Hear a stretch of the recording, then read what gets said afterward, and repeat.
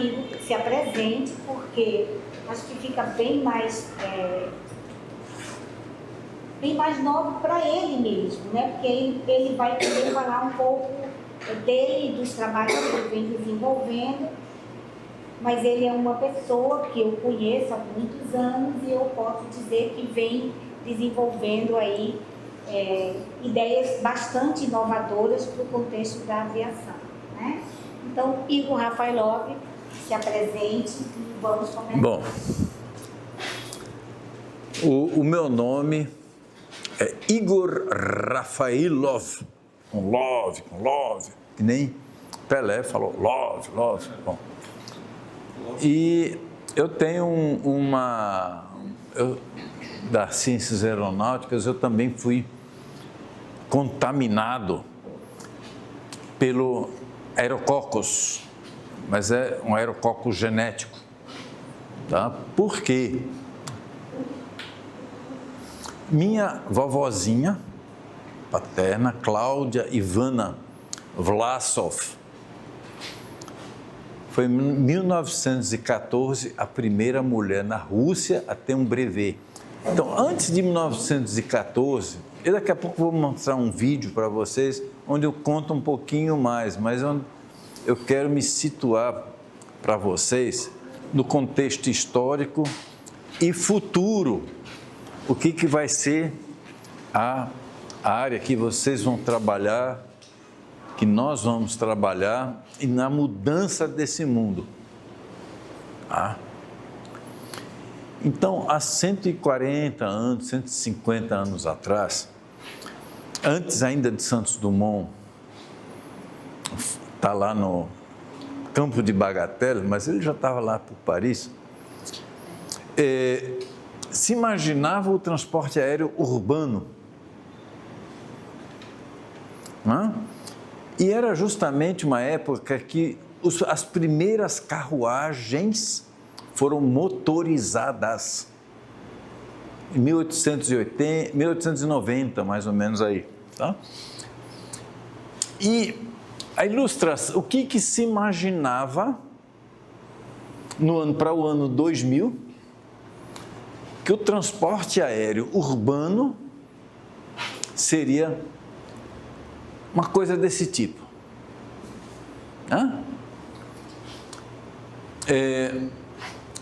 Uma carruagem voadora, com uma hélice atrás, com uma asa. Bom,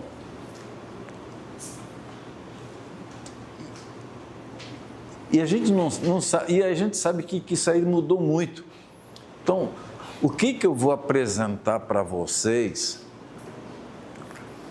é uma diretriz desse transporte aéreo urbano.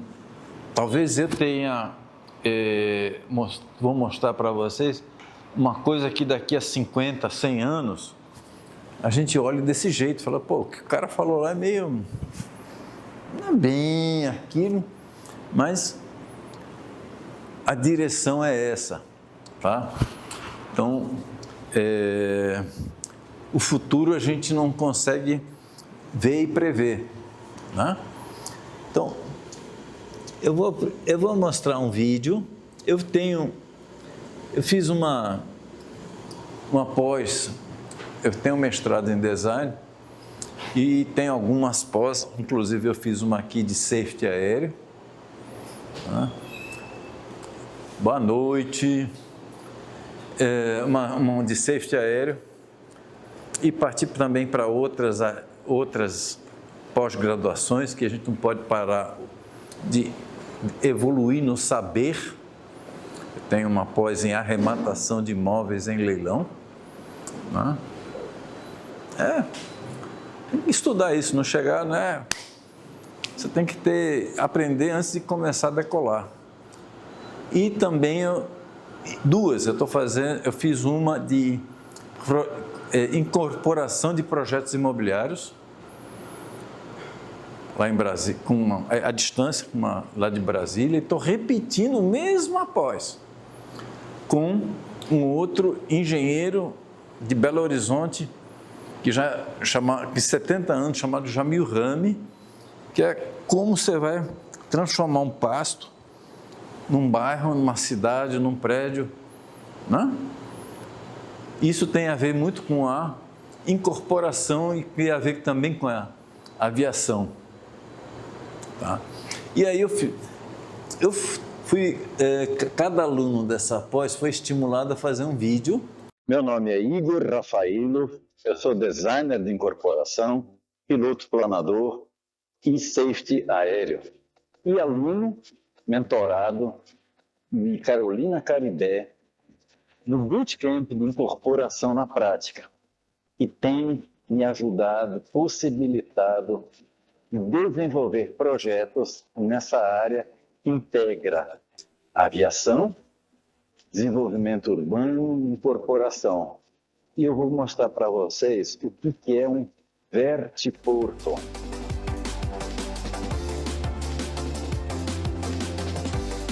O que são vertiportos?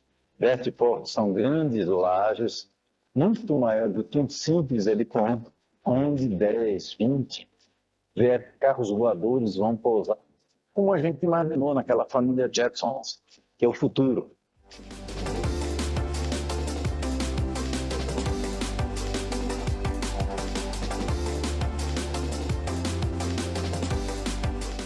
Isso revolucionou o mundo. Há 30 anos atrás ninguém imaginava.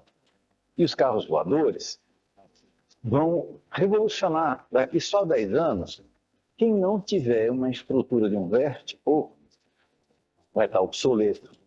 Então já hoje está na hora de ser já preparado.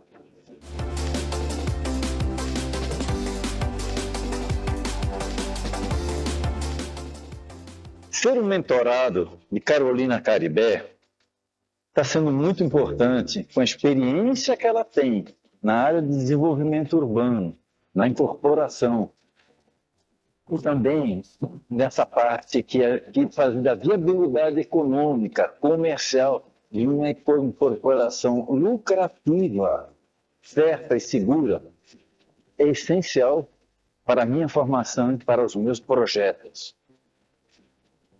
Que tiverem interesse de saber como é que vai funcionar essa cidade futura, esse bairro futuro, esse centro logístico futuro, vai lá ter um papo comigo.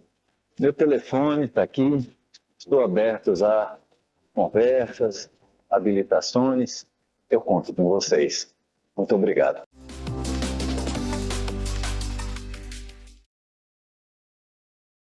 Então, o que vem por aí? Existe hoje uma abreviatura muito horrorosa que chama eVTOL. O que é um equipamento VTOL? Vocês sabem? Equipamento elétrico. Oi? Equipamento elétrico. Não, o eVTOL é elétrico. O que é uma aeronave VTOL? Verticalmente. Isso. Né? Então, aquela aeronave dos Estados Unidos, a Orpheum, tem umas hélices, né? Ela é um VTOL. Né?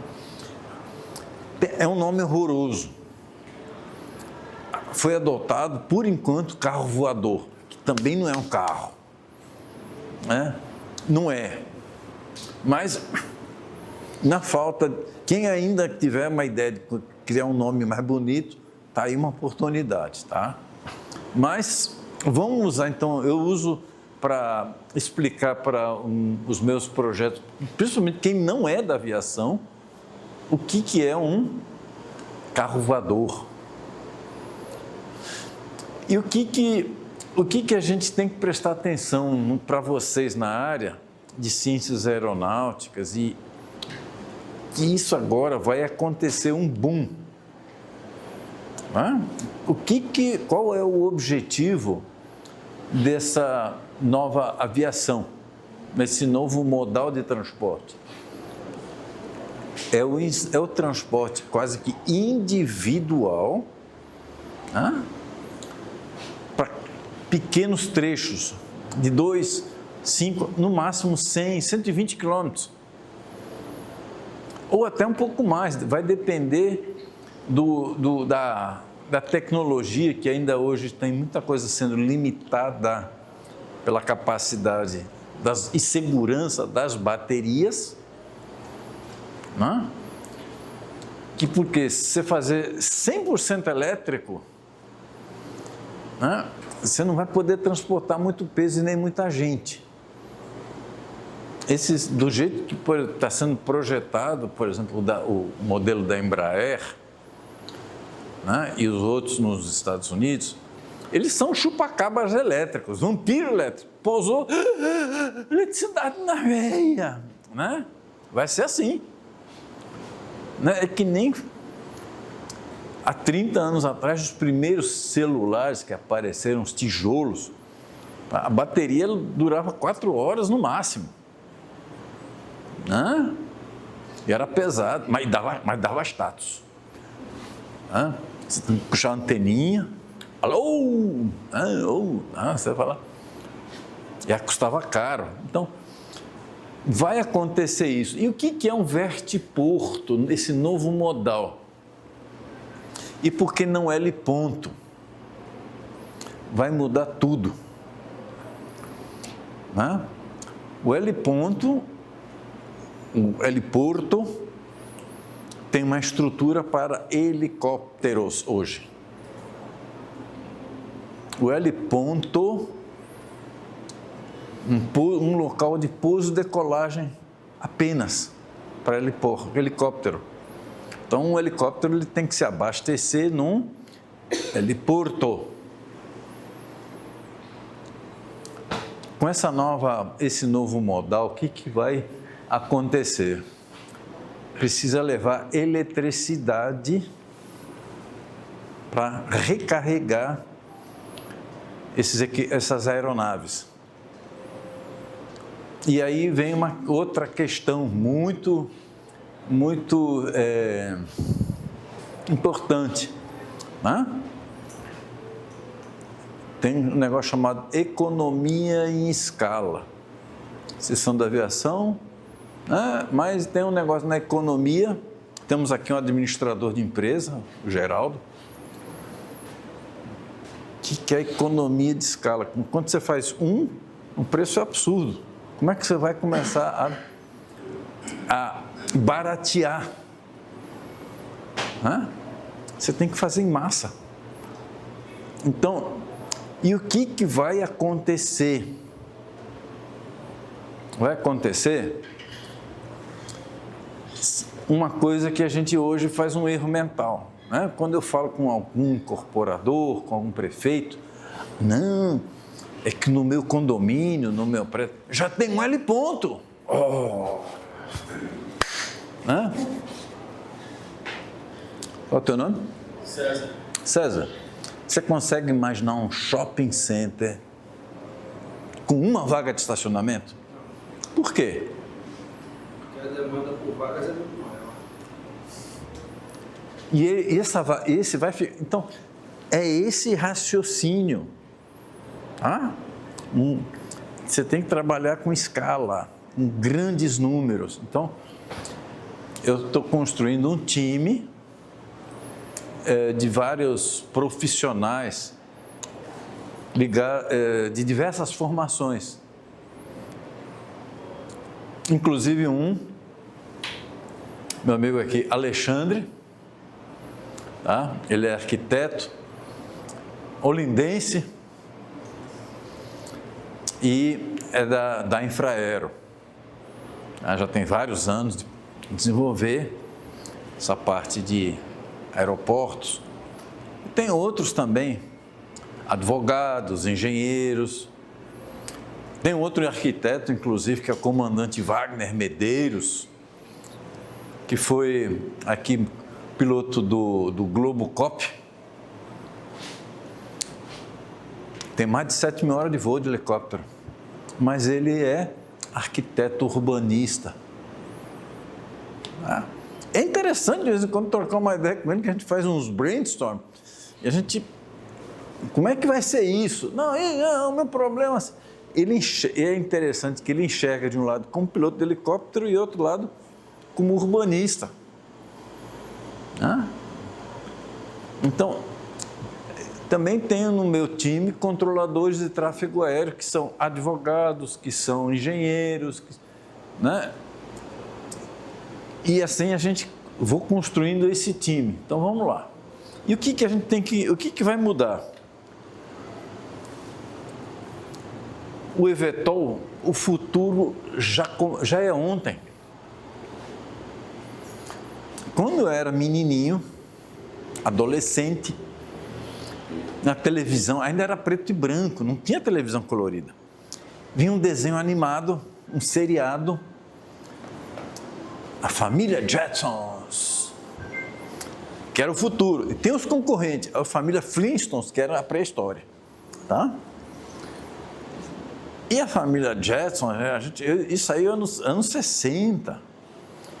Então, tinha esse carro voador, né? Não está aí, mas tinha um robozinho, tinha uma tela, um televisorzinho que você conversava com a pessoa. E numa época de telefone fixo, era um negócio, né? Um negócio de doido.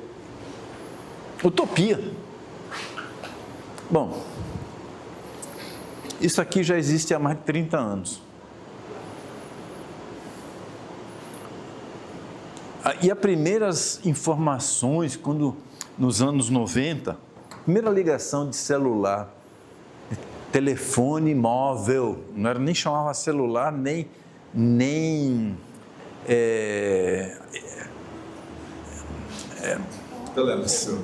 telecom, né, tinha o nome telefone móvel. Foi feito no Brasil, em 1989, na Telege, no Rio de Janeiro. Não, isso é coisa de rico, de milionário. Então, começaram aquelas paranoias. Não, só os ricos podem. Não? Você conhece um flanelinha? Você conhece o teu porteiro do teu prédio? Tem quantos celulares hoje? Então, democratizou, vamos falar assim. E o que vai acontecer com esses carros? Vai acontecer a mesma coisa, vai se criar.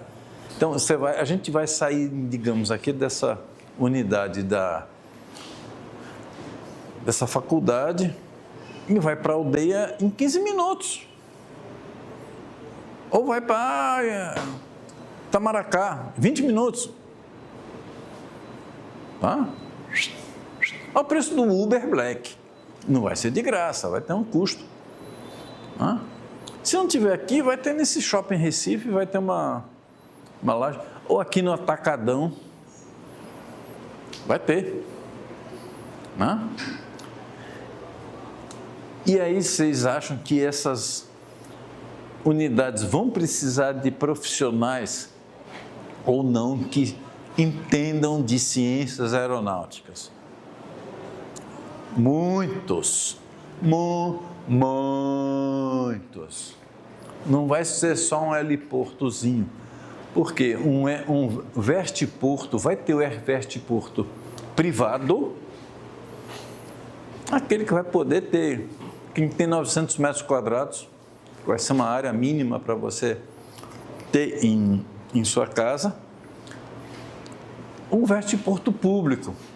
E vai ser a mesma coisa. Você hoje consegue imaginar fazer negócio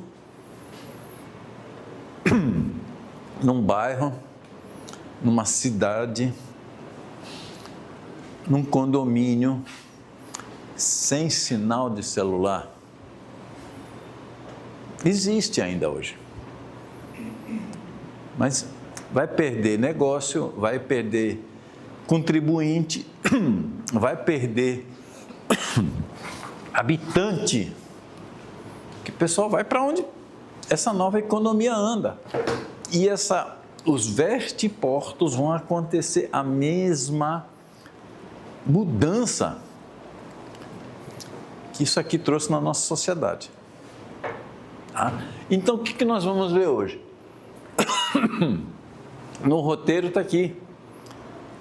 Vou apresentar alguma coisa e vou puxar alguma coisa, apesar de vocês serem das ciências aeronáuticas, um pouquinho do direito urbano, para vocês falarem, opa, onde é que a gente... Tem que ver... Não... Bom, os cenários a partir de 2035, acredita-se que a partir dessa data, eu não vou escrever na pedra assim, 2035, não, pode ser 2040, tá? Mas a partir daí, é onde essa economia vai ter escala comercial. Né? Então, eu falei de Santos Dumont. O que Santos Dumont fez em 1892? 1892, aqui no Brasil.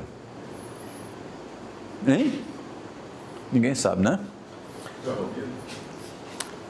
Ele importou o primeiro automotor, um Peugeot, para o Rio de Janeiro. Uma carroça que não tinha cavalo. É bruxo. Né? Vai emparedar vivo. Não. Isso foi. E comprava benzina aonde? Onde é que comprava? Nas farmácias, com PH. Então, em vez de ir para o posto, ia para uma farmácia com PH. Tem foto, inclusive, de Santos Dumont com a sobrinha dele em cima, andando no Rio de Janeiro com esse carro. Isso aqui vai acontecer. Inclusive, já estou apelidando esses de posto Ipiranga, com E. Então, vão ser grandes lajes, como vocês estão vendo aqui, vários pontos. Está faltando algumas coisas aqui nessa ilustração. Por quê?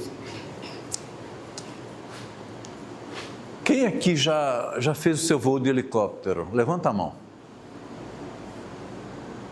Geraldo.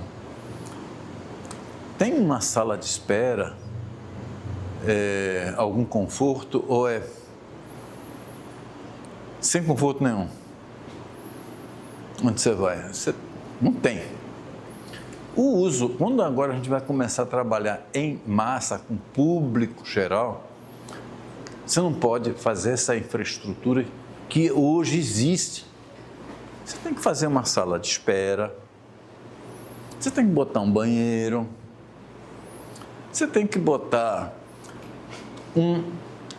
uma doca logística, que essa economia vai transportar cargas. Vou mostrar uma coisa aqui. Vai precisar de ter uma sala de aeromédico, uma sala de security também. Isso vai ser uma espécie, esses vertiportos vão ser assim, uma espécie de um edifício garagem, mini shopping, espalhados em rede, como hoje tem antena de celular por aí. Tá?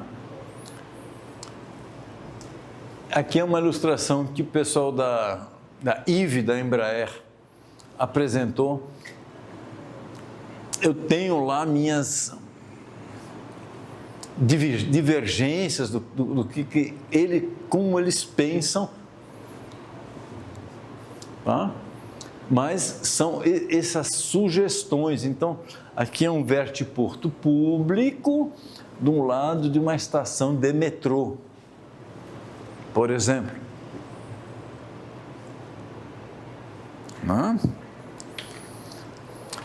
E o que o que promete esse novo transporte? Né? Um deslocamento individual, até 100, talvez até 200 quilômetros de distância, a um preço de 80% a 90% menor do que hoje um deslocamento de helicóptero. É a promessa.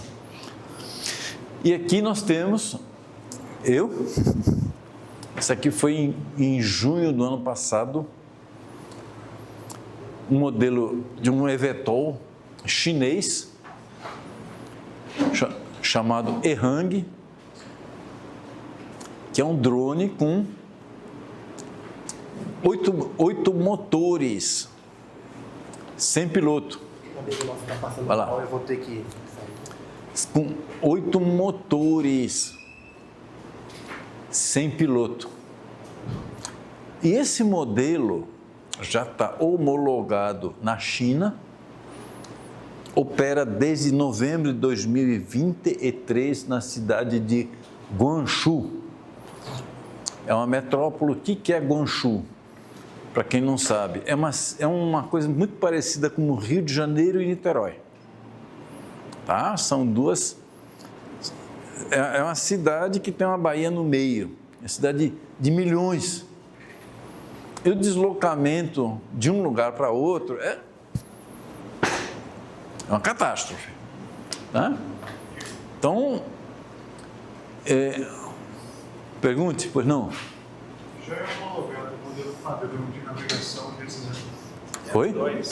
Já é homologado um modelo padrão de navegação dos eVTOLs? GPS? Na China, sim. Na China já está homologado. Tá? E assim, qual é o maior drama aqui no Brasil? E nos Estados Unidos, ou seja, que não tem piloto. Ele é totalmente remoto. Tá? Esse mesmo fabricante agora lançou um outro modelo, já um pouco com asas, para você ter um alcance maior, e elétrico também. Aqui no Brasil, o importador exclusivo desse modelo é o Adriano Buais. É um paulistano que nos anos 2000 tentou fazer carreira de corrida, foi campeão na Fórmula 3 na Inglaterra e virou empresário.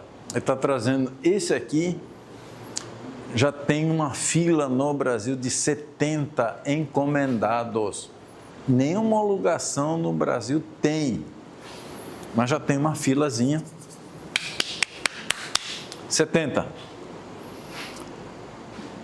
Tá? Homologado para voo experimental, né?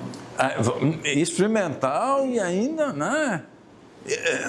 A ANAC ainda não sabe aonde classificar se um drone, asa fixa, asa rotatória, ainda está.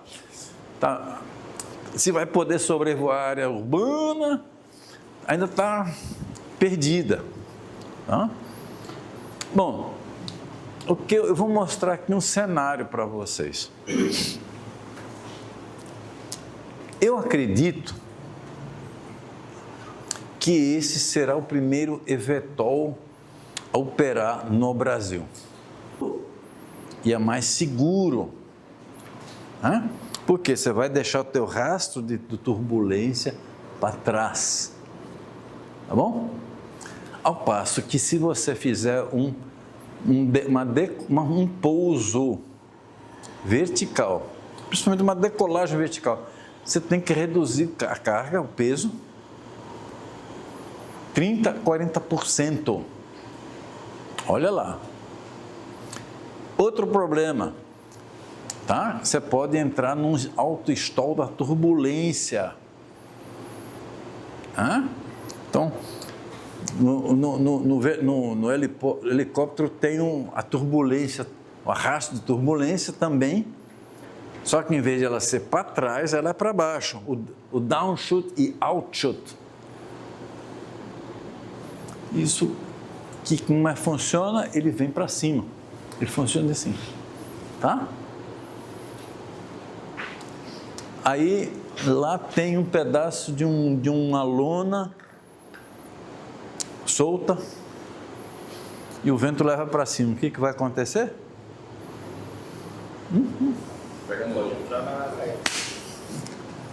É chão. Eu já assisti inúmeros vídeos, inclusive está rodando um aí que eu não vi lona, tá? Asa rotativa, é uma coisa meio, né? Esse aqui é um outro cargueiro, mas um tipo planador desenvolvido, é um outro conceito, tá? Lá na Alemanha, pelo Fraunhofer Institut, tá? E esse aqui é o Ehang, que já está comercialmente operando na cidade de Guangzhou. Ah, ok. Vamos lá. Eu aqui vou apresentar o que o fabricante desse projeto brasileiro, o MOIA, que é o que está desenvolvendo esse projeto, desse cargueiro aqui. Então, fazendo uma simulação de preço, custo. Não, deixa ligado, por favor. Está sendo filmado? Opa! Fazendo uma simulação de sustentabilidade, que a gente tem que. Quando alguém fala sustentabilidade, a palavra põe o S primeiro com cifrão. Tá? Essa é a sustentabilidade primeira, porque se não tiver quem pague, a coisa... Né? Então, se você for hoje de Belém, despachar 200 quilos, de Belém a Macapá, em linha reta são 320 quilômetros. Né? Não tem rodovia. Então, se você optar por transportar 200 quilos numa embarcação, vai levar hoje de cais a cais 28 horas e vai custar $420. Vamos lá, R$3.000, 2.800, por aí. Tem urgência? Contrata um helicóptero, vai levar 2 horas e 40 para fazer esse trajeto, vai te custar $2.000. Não? Se agora quer fazer, o que vem aí com esse novo eVTOL cargueiro? Ele vai fazer esse mesmo percurso de vertiporto para vertiporto. Em 2 horas e 40 minutos por $220. Uma pergunta óbvia para vocês: será que vai mudar alguma coisa nessa logística do middle e last mile? Que o pessoal chama na logística? Vai mudar muito. Muito, muito, muito mesmo. E aí vai precisar de pessoas que trabalham, que entendam de ciências aeronáuticas demais e muito. Eu tive domingo retrasado conversando lá em Caruaru, fui lá conversar com o maior especialista brasileiro em cemitérios particulares.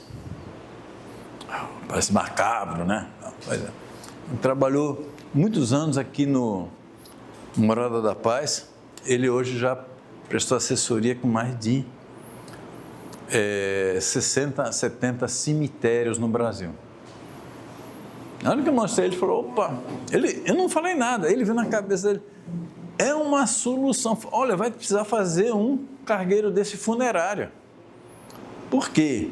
Você imagina lá nas regiões do Brasil aonde a pessoa ficou doente, teve que ser levada para um hospital na capital, só que ele mora não sei aonde, distante.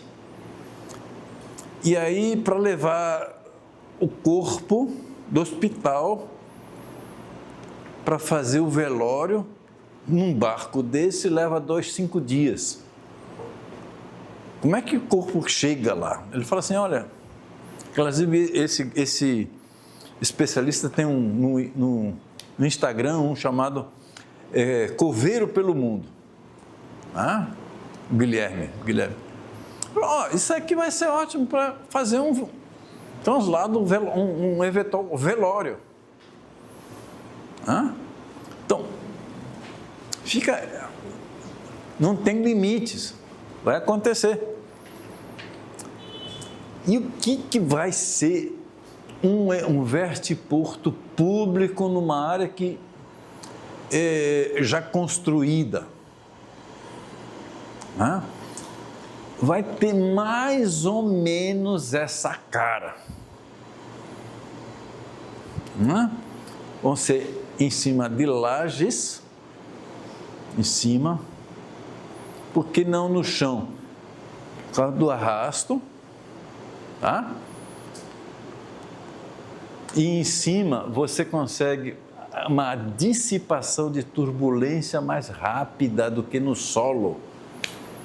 Eu não achei aquele videozinho, acho que no desastre aéreo, que tem um helicóptero se aproximando numa final, não sei aonde, não sei. O helicóptero, você vê ele lá no final, aí vem o Cessninha, bum! Por quê? Arrasto. No solo é mais difícil, em cima é mais fácil. E vai ter distribuído isso como a gente vê hoje, antenas de celular por aí. Tem que dar cobertura. Esse aqui, num congresso que eu participei agora em julho, é a sugestão para um vertiporto onde tem bastante terreno. E aí vem uma discussão sobre vai ter terreno suficiente nas cidades ou não.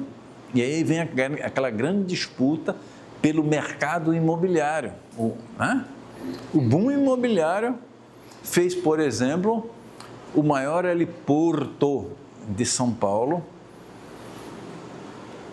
virar prédio. Era o que estava mais próximo da Avenida Faria Lima. Acabou. O capital manda. Não é só o capital, a demanda social. A gente vai à disputa. Bom, e o que é que o incorporador,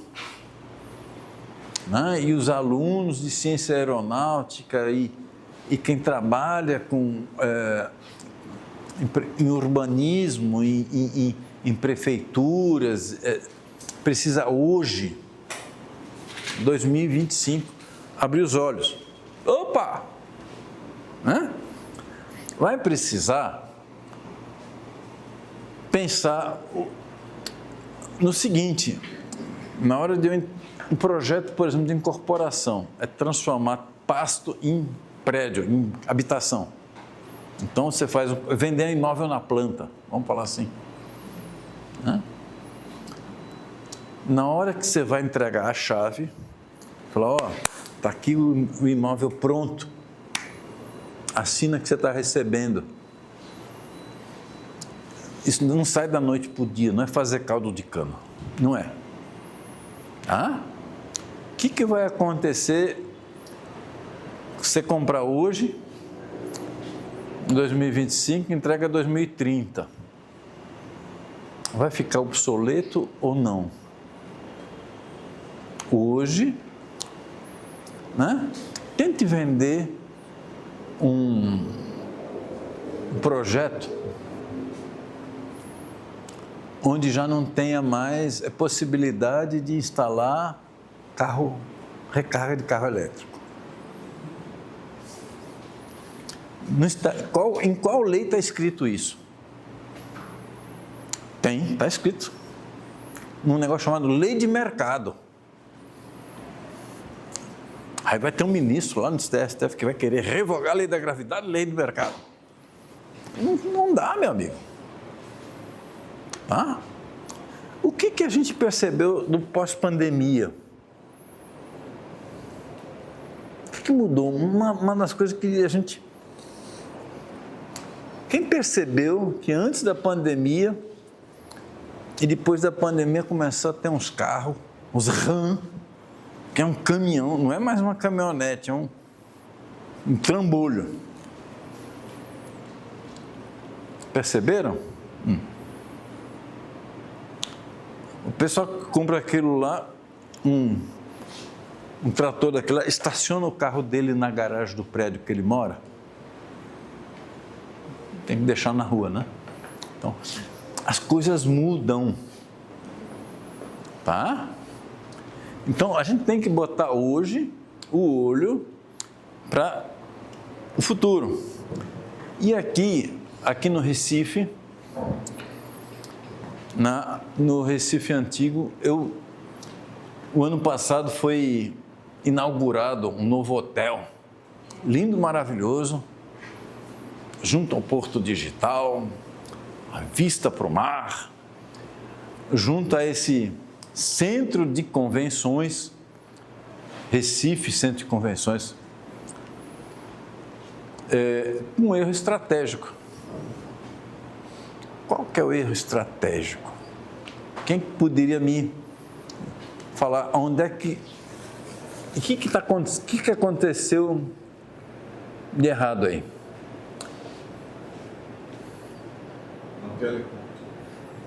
Não tem heliponto. Não tem heliporto. Não tem nem vertiporto. Tá? E essa cobertura aqui em cima, tá? Aqui, botaram essas torres de ventilação, de escadaria, uma piscina.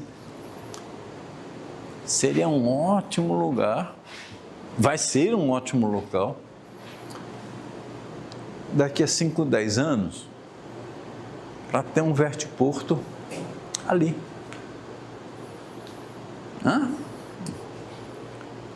Melhor que encomenda é impossível. Por quê? Porque o vento... Onde é que vem o vento aqui? Vem do mar para dentro. Então você vem contra o vento, pousa aqui. Eu acredito que vão ainda, daqui a 10 anos, refazer muitas reforços de estrutura. E aqui está eu vou apresentar para vocês o que é um desenvolvimento urbano e como é que isso hoje está sendo pensado. Tá? Então, aqui está um mapa de uma cidade lá no Paraná chamado Campo Mourão. Tá? Não se pode hoje fazer loteamento como antigamente. Não pode. Tem lei. Várias leis, por sinal. Não é mais chamar o topógrafo, olha, me faz uma reta aqui, uma reta ali, e vamos fazer essas quadras. Não é assim mais não. Tá? Você tem que primeiro fazer um levantamento das áreas de proteção ambiental, das nascentes, das declividades, onde tem a mata nativa, a mata exótica, e fala, aqui você vai poder construir, vai poder lotear. E é nesse momento, por exemplo, onde deveria vir um novo profissional que eu apelidei de Vertiport Broker, né? Junto com o engenheiro ambiental, o engenheiro florestal, falar, olha, essas áreas aqui, pelo relevo, pela direção do vento, pelos obstáculos aéreos,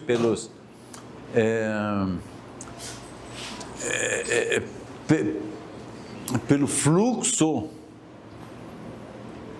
deve ser colocado aqui, deve ser reservado aqui.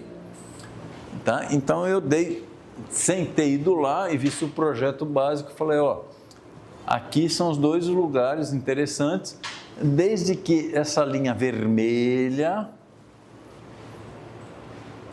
tá? Que são linhas de alta tensão, sejam colocadas no subsolo. Porque aqui tem uma avenida central, tá? Aqui, então, né, esse loteamento, falei, aqui que vai ser central, que vai atender para todo mundo, né? Porque não vai ser só para o morador, isso aqui é um heliporto público, não vai ser só para o morador desse condomínio, vai ser para a região toda, tá? E vai ter um serviço de ambulância aérea, de polícia aérea, então vai ser também de utilidade pública. Né? E aí é que vem, o que nós temos que ajudar nesse projeto? Nós temos que orientar quem vai desenvolver essa área, falar, olha, loteador, orienta teu jurídico que nessa área aqui, os terrenos aqui estejam já na documentação, na matrícula do imóvel, tá? Escrito que eles não vão poder passar uma certa altura de construção. Né? E isso tem que ser feito antes. Então, eu vou mostrar para vocês uma reflexão do case de São Paulo, o grande drama de rico, que eu chamo. Quem já esteve na Avenida Faria Lima, em São Paulo? Levante a mão.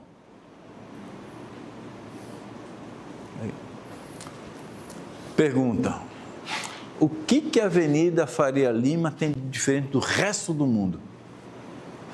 Tem mais helicópteros parados de ônibus. Exatamente. É a única avenida no mundo que tem mais helipontos do que parada de ônibus. Quem é que sabia disso? Pois é. E por quê? Porque é coisa de rico? Não.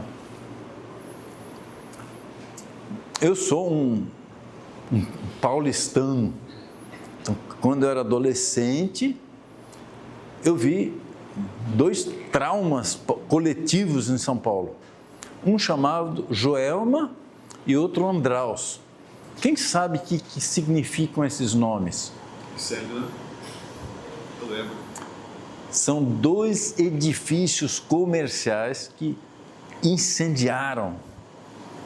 Então, a gente via o edifício lá, grande, pegando fogo, o bombeiro com essa escada Magírios tentando apagar, não chegando nem na metade do prédio, e o pessoal se jogando de lá, e alguns helicópteros, né, resgatando umas pessoas pelo teto, sem antena, sem nada, com um perigo. Então, na Câmara de São Paulo, passou um projeto de lei, foi aprovado, que no Código de Obras da cidade de São Paulo, todo prédio comercial, tem que ter um heliponto. A coisa da cidade de São Paulo. Em todos os prédios na Avenida Faria Lima, da Berrini, tem um heliponto em cima, por força de lei. E aí qual é o grande... O que aí isso fez? Pelo trânsito. A grande São Paulo hoje tem lá matriculados 420 helicópteros.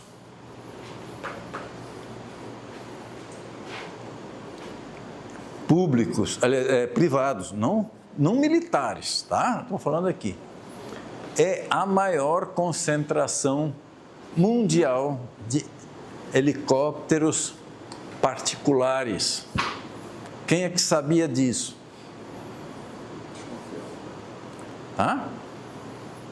E qual é o grande drama? O que aconteceu? O que o pessoal lá do controle de São Paulo teve que desenvolver? Há mais de 20 anos, há 30 anos, aliás, é o único, mas é o primeiro controle de tráfego aéreo exclusivo de helicóptero no mundo. Foi São Paulo. Cidade do México tem a questão de 5 anos atrás. Tá? Mas, e aí vem o seguinte, quem aqui já visitou uma posição de controle no tráfego aéreo? Levanta a mão. Beleza. Quantas pessoas ficam lá controlando aquele espaço aéreo, seja de qualquer coisa? É uma dupla, geralmente. 2.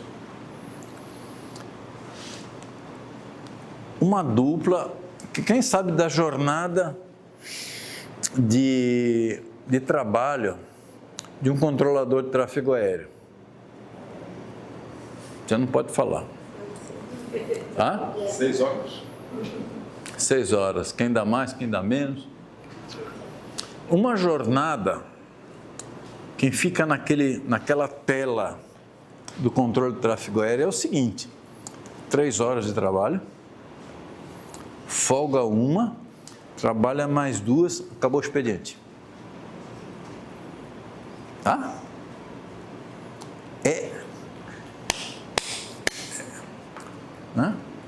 É trabalho, e é manual ainda.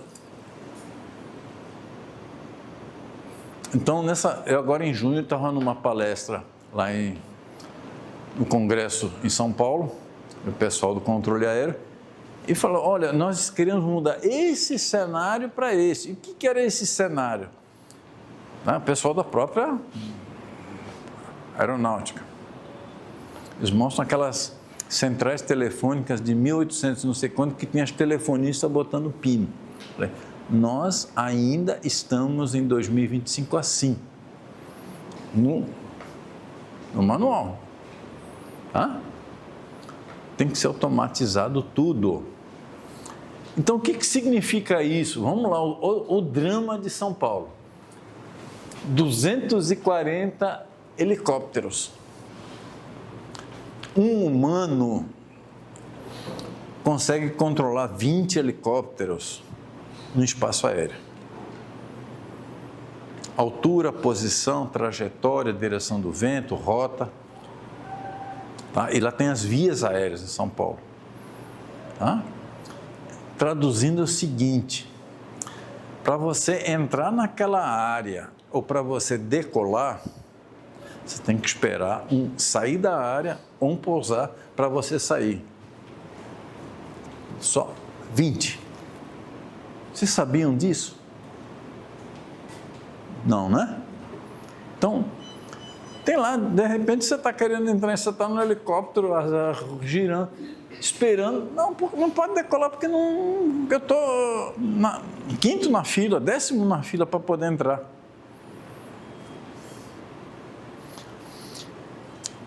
São Paulo, o que acontece? Tem a corrida de Fórmula 1. Então, o pessoal lá do controle de São Paulo monta nesses dias um negócio chamado Operação Lagos. Quem já ouviu falar dessa Operação Lagos? Ninguém, né? Então, é um reforço técnico e humano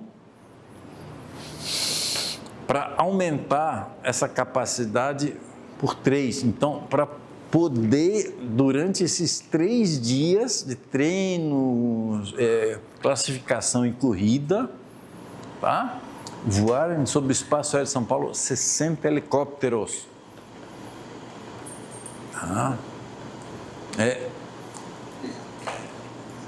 Tudo ainda manual. Vamos lá. Limite, 10 helicópteros, helipontos. E outra coisa, vamos falar na sustentabilidade. Esse é é o nó. O L ponto que tem lá, na Avenida Faria Lima. Para pousar lá, deixa um passageiro descer e outro subir. É de graça.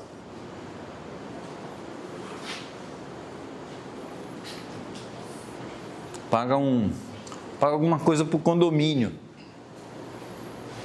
Quanto está pagando? Tem ideia? Para fazer um toque na Avenida Faria Lima, R$ 1.400. Tá? Sabia disso? De taxa de uso aeroportuário. E agora prestem atenção. Mesmo cobrando R$ 1.400, ainda é para o condomínio prejuízo.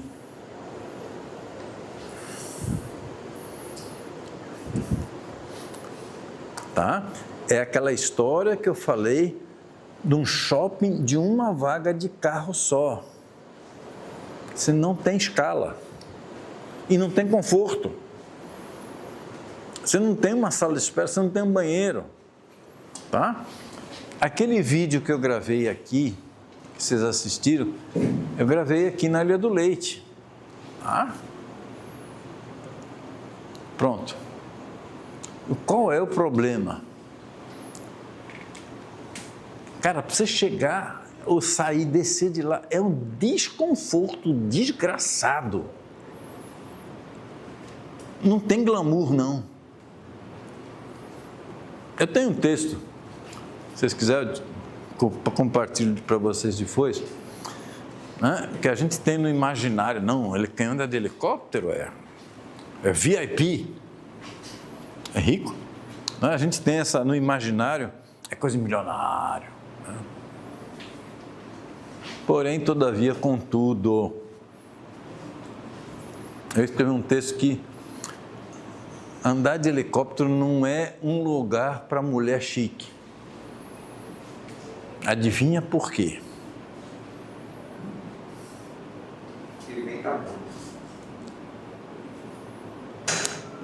Eu, como safety, quando eu vejo a operação lá na Avenida Faria Lima, eu falo, eu não vi, não estou vendo. O que diz a boa prática de segurança aérea? Quando no bom português, tá? O pessoal não desliga o motor, o pessoal desembarca, embarca e é ele se rodando. Tudo mesmo que as boas práticas do safety recomendam e está na regulação. Não é cumprido. Eu tenho que fechar os olhos. Aliás, tem até um acidente aqui no Ceará, um vídeo, um acidente aqui no Ceará, de uma família bem, que a madame simplesmente, a bolsa da madame enganchou lá no controle do avião, do helicóptero e fez uma bagaça. Interessante de ver. Bom, e aonde que eu quero agora chegar na parte de leis no Brasil? Felizmente, muita coisa não precisamos inventar a roda. Tá? Vocês sabiam disso? Porque nós já temos leis prontas.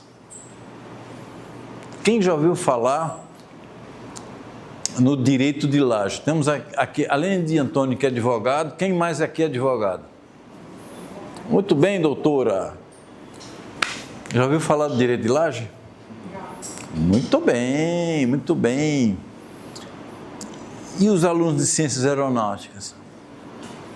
Ninguém. Então é o seguinte, inicialmente pensado, imaginado para resolver um problema das comunidades aonde eram erguidos sob uma invasão, né? Uma casa, primeiro uma favela, depois virava alvenaria, depois fazia laje. Aí, filho, constrói em cima. E aí começou a criar um problema de ordem legal. Quem era o dono da parte de cima e de baixo? Confusão. A gente nasce, a gente tem na vida 4.000 semanas de vida. O nosso prazo de validade é 4.000 semanas, viu? Quantos anos? Oi? Dá quantos anos? 80. Tá? O prazo de validade nosso, tem até um livro que me sugeriram que eu vou ler, 4.000 semanas. Então, depois a gente vai embora. Então, e aí é o seguinte, ficava laje. Então, está agora na lei, foi sancionado pelo Temer, passou no Congresso, que quem é dono desse imóvel aqui, quem está com o nome registrado na matrícula que está no cartório de registro de imóveis, tá? É o dono. Não é quem está na escritura, não. Quem está na matrícula. Ele pode vender ou doar a laje ou o porão. E ser aberta uma nova matrícula. O que significa isso? Vira uma propriedade. O que tem de interessante para nós de ciências aeronáuticas? O teto, né? Então, onde que vão ter vertiportos em áreas já construídas? Aqui, quando eu passo aqui no Atacadão, eu vejo aquela... Eu estou enxergando daqui a pouco aquela área reforçada, vertiportos em cima. Quem vê quem a gente vai para a Suape, para o Cabo, vê aqueles galpões de logística. Que beleza! Isso aqui vão ser, tá? Locais para pouso, decolagem, recarga, angaragem de eVTOLs. Vai. Isso aqui não dá para você estacionar na esquina. O carro elétrico tem um problema muito sério. Você não pode estacionar no meio-fio. Tá? Mas tem uma outra coisa interessante, já no direito brasileiro, tá? Que é um negócio chamado direito de superfície. Então, quando um proprietário de um terreno tem 4 direitos, inclusive, né? Um deles é usufruir. Não? Então, o que acontece? É um caso aqui que você cede o terreno por um longo prazo. Isso aqui, vamos falar, é o antigo direito da marinha, área de marinha, área de igreja,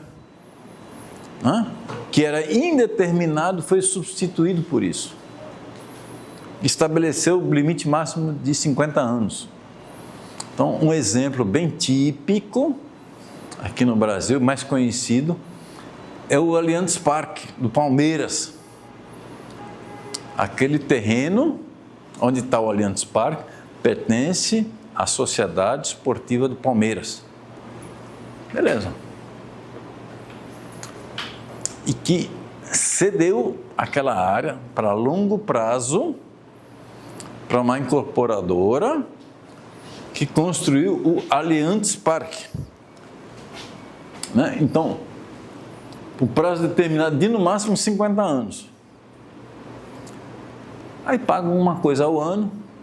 Se tiver que vender essa propriedade, ele recebe lá seus 10%. Tá? E isso tem a ver muito com os vertiportos também. Tá? Porque na incorporação, e no projeto urbano, a gente tem 2 expressões, do brownfield e do greenfield. O que é o brownfield? O brownfield é onde já está construído, já é cidade, já tem prédio, já tem rua. Greenfield é o pasto que ainda vai ser construído. Tá? Então, aonde já tem gente, vai ser mais complicado, vai ser mais trabalhoso você fazer um. Né? E aí eu fiz um levantamento bem básico para você instalar hoje um vertiporto, tá? Uma pista. Tá? Você vai ter que, em nível municipal, estadual e federal, articular com 15 autoridades e que não se comunicam.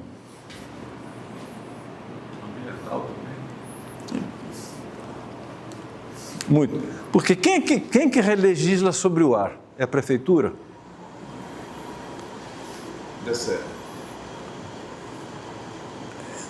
Quem legisla sobre o ar é a aeronáutica. DCE. Tá? Então teve uma... Quem conhece a cidade de Boituva? Quem já ouviu falar? É a cidade brasileira do paraquedismo. Do lado de Tatuí, onde eu fiz o meu brevet de planador. E aí, o que a prefeitura botou no projeto de lei? Cobrar ISS de paraquedista. Pode fazer?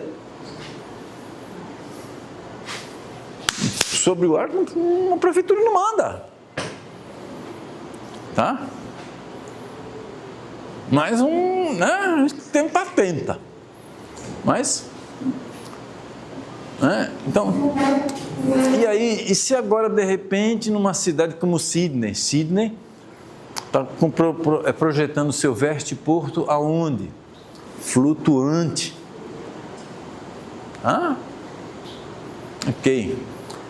Aqui, a gente vai no Rio Capibari, Beberibe, eu estou vendo já.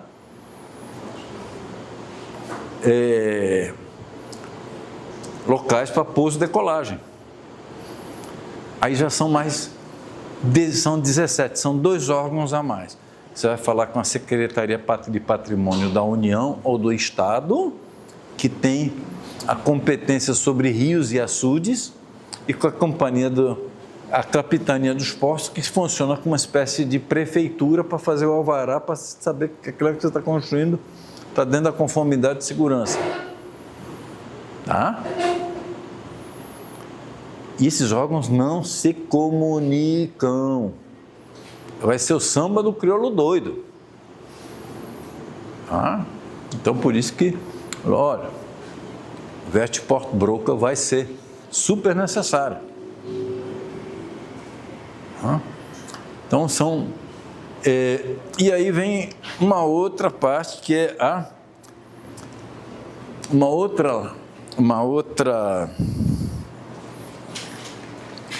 outra parte que já existe lei pronta, né? São a lei das servidões. Servidão de passagem. Quem sabe o que é isso? Então vamos lá. Tem aqui na cidade, no Recife, tem lá na Conde da Boa Vista, no prédio onde tem a Fafiri. Você sabia que tem um servidão de passagem lá? Aquela rua que você vem por trás para vir pela frente, tem uma servidão de passagem. Não é para qualquer um andar lá, mas também não pode impedir. O que é? Digamos que você tenha um terreno, né? Só que esse terreno está ilhado dentro de uma outra propriedade que não tem acesso à rua. Não tem acesso à via pública. Você tem que pisar, invadir, tá? Terreno particular de outro para você chegar à rua. Tá? Então, você que tem esse terreno ilhado, você tem que negociar com o proprietário daquele terreno e falar, Vamos instituir uma servidão de passagem. Seria uma viela, próximo. Oi? Uma viela. É uma viela, mas presta atenção. Tem que ser registrado primeiro na escritura, o acordo, quem é que vai pagar, fazer a manutenção, a drenagem, construção de ponte. E esse documento, depois de todo mundo assinar, leva para o cartório de registro de imóveis e no terreno, na matrícula, onde está aquele grandão, está lá escrito, olha, tem uma servidão de passagem. Né?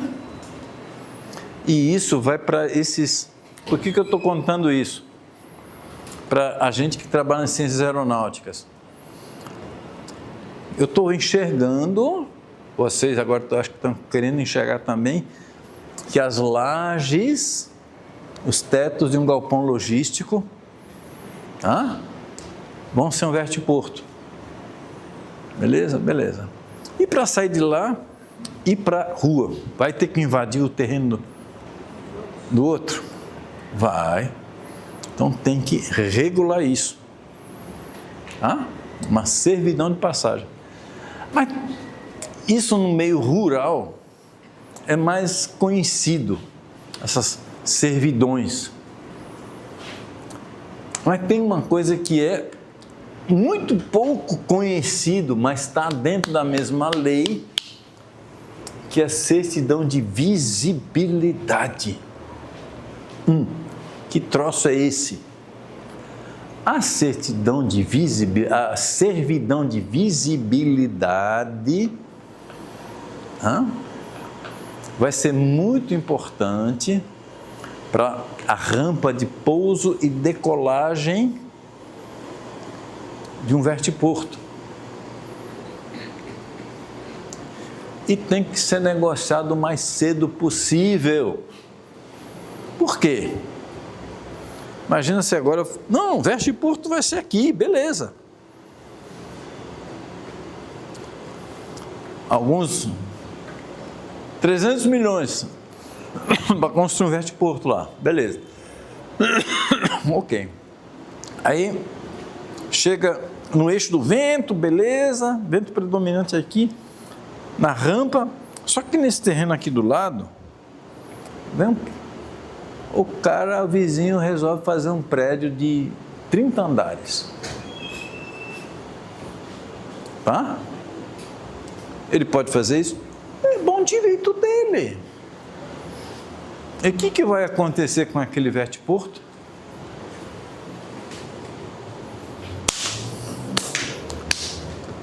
Então, por exemplo, isso aqui, o comandante Wagner, ele me conta de um heliponto lá em Fortaleza, que operava, de repente, terreno vizinho, construiu lá uma torre e além do obstáculo aéreo, vem a turbulência do prédio. Tá? A coisa boa disso é que o DSE, ele regulamentou isso, tá? E a lei, inclusive. Então, quando você certifica um aeródromo ou um heliponto, tá certo? As superfícies de decolagem, aproximação, transição, todas as superfícies de proteção desse heliponto ou do aeródromo são registradas. Isso. O controle do espaço aéreo é do DSE e ele envia para a prefeitura um ofício, uma ordem para fazer uma lei municipal para que não tenha mais prédios em volta. Ótimo. A gente teve um problema desse aqui do Aeroclube de Pernambuco. Eu sou do tempo do Aeroclube de Pernambuco. E a rampa de decolagem... No Pina. A rampa de decolagem já era bastante sacrificada por causa de prédios.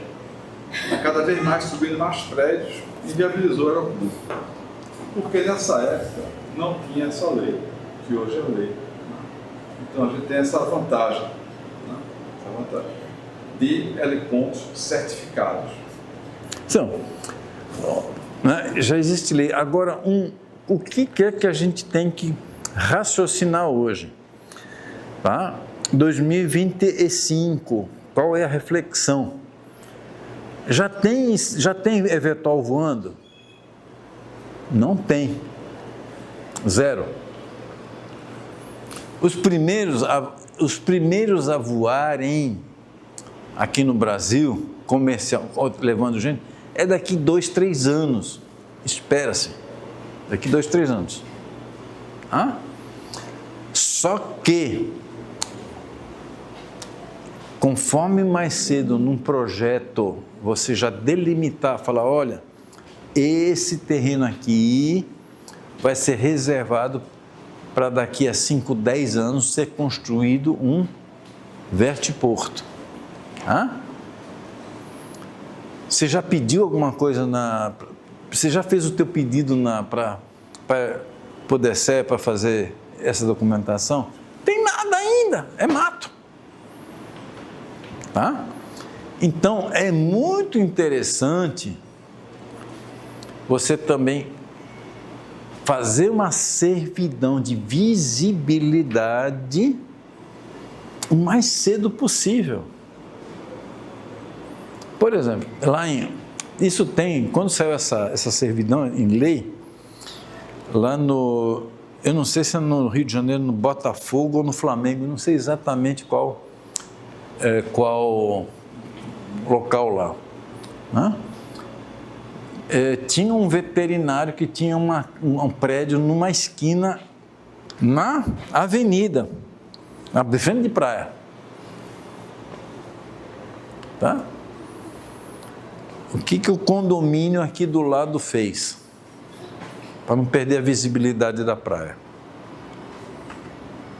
Negociou com esse veterinário proprietário daquela clínica uma servidão de visibilidade. Olha, aqui nesse terreno, quem comprar no futuro vai querer saber. Não vai poder construir mais de 20 metros de altura. Acabou. Está lá na matrícula. Então, quem compra no futuro, daqui uns 50, daqui 100 anos, não vai poder construir acima de 20 metros. Deu para entender?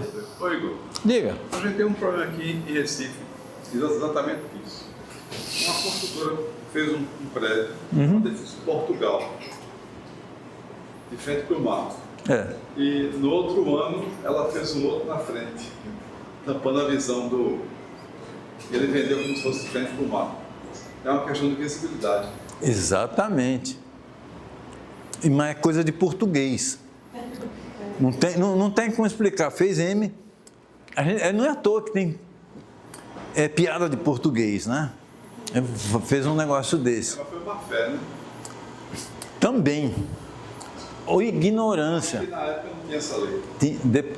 Essa lei já tem mais de 30 e tantos anos. É uma espécie de massa. Tá? O pessoal desconhece. Pergunta ao advogado quem sabe o que é uma servidão de visibilidade. Tá? Então, isso tem a ver com aviação, tem a ver com nossas ciências aeronáuticas, tem que ver. Tá? Bom, o que eu inventei? Eu sou graduado em gestão de recursos humanos. Eu vejo também essas profissões. E essa profissão, que é o Vertiport Broker, o que é isso? Não existe hoje, ainda. Mas vai ser aquele profissional que vai entender bases da aviação, asa rotativa, desenvolvimento urbano, estatuto da cidade, estatuto das metrópoles, loteamento, documentação imobiliária, vai ter que entender do AGA 006, para poder orientar prefeitos, construtores, incorporadores, secretários, né? Que senão não vai acontecer, vai ficar travado e não vai ter investidor, não vai ter quem desenvolva isso. que dê um suporte, tá? Eu não tenho currículo ainda das competências para esse profissional, mas vai precisar ser necessário. Uma espécie de um consultor que vai ter que entender da corretagem de espaço aéreo, e isso me foi inspirado, não é ideia minha, mas foi um input que eu recebi de um engenheiro aeronáutico, né? Um carioca que fez engenharia aeronáutica no ITA, chamado Roberto Tiller. Tá?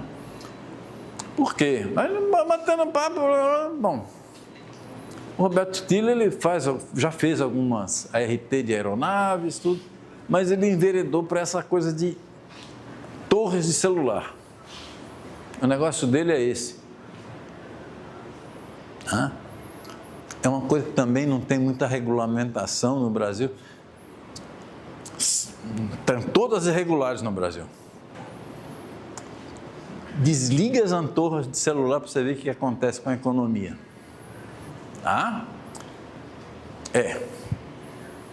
Não está 100% não, tem ainda um monte de coisinhas. Então o modelo de negócio dele, ele põe lá as torres, né? Investe e aluga parte das torres para as operadoras. Então ele faz a alimentação, o gerenciamento, tá? E aluga. É esse o negócio dele. Agora, como é que ele conseguiu fazer isso em expansão no Brasil inteiro? Ele sozinho? De jeito nenhum. Tá? Ele foi de estado em estado, chamou-os, através do Conselho de Corretores, quem quer aprender uma coisa nova, são os corretores de imóveis. Olha, precisa disso. Deu uma instrução adicional para o pessoal de corretagem de imóvel para ele entender o que era o negócio. E assim ele conseguiu escalar no Brasil. Tá? Então, o Vertiport Broker vai ser uma profissão para não acontecer a derrota do legado de Assis Chateaubriand. Quem já ouviu falar de Assis Chateaubriand? Levante a mão, por favor. O que ele fez? O que ele é mais famoso? Diários Associados, né? Jornal. O Jornal Associados. Cuidou da TV Tupi. TV Tupi. O que ele foi na aviação? Ele patrocinou os aeroclubes.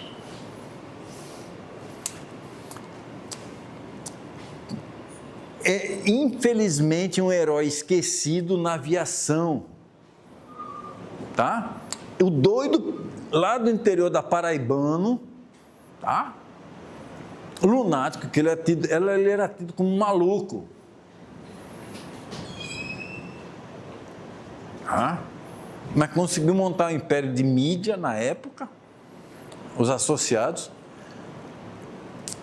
e toda cidadezinha aonde ele ia, um aeroclube, um paulistinha.